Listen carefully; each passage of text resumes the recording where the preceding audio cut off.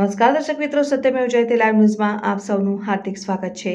Pandya bridge ઉપર eco ગાડી અને ટ્રક બંધ થતા ટ્રાફિક જામના દ્રશ્યો સર્જાયા। કિલોમીટર સુધીનો ટ્રાફિક જામ થતા ટ્રાફિક પોલીસે મોરચો સંભાળ્યો।